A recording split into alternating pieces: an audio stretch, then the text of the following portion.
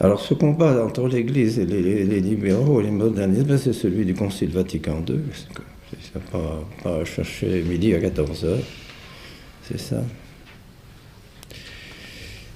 Et ça va très très loin. Vous savez que plus on analyse les documents de Vatican II et plus on analyse l'interprétation qui en est faite par les autorités de l'Église, et plus on s'aperçoit qu'il s'agit non seulement d'erreurs superficielles, de quelques erreurs, disons l'œcuménisme, la liberté religieuse, la collégialité, enfin un certain libéralisme, n'est-ce pas?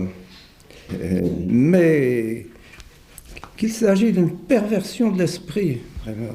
Perversion de l'esprit. C'est toute une nouvelle philosophie. C'est basé sur toute la philosophie moderne, sur le subjectivisme. La pensée que le pape a de Dieu, la pensée que le pape a de notre Seigneur, vient du tréfonds de sa conscience, et non pas d'une révélation objective à laquelle il adhère par son intelligence. Non, ça vient du tréfonds de sa conscience. Il construit l'idée de Dieu.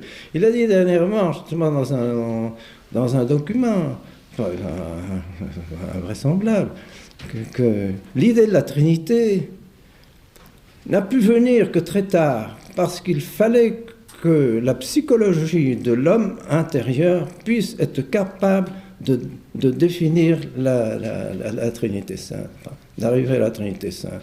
Donc l'idée de la Trinité n'est pas venue d'une révélation du dehors. L'idée de la Trinité est venue par la conscience, par le fond de la conscience, le tréfonds de la conscience.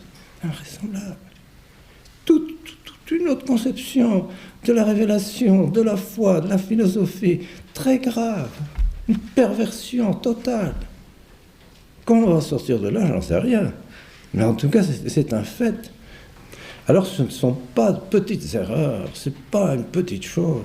On se trouve tout le courant philosophique qui remonte à Descartes, à Kant, à toute la lignée des philosophes, n'est-ce pas, modernes, des philosophes qui ont préparé la Révolution.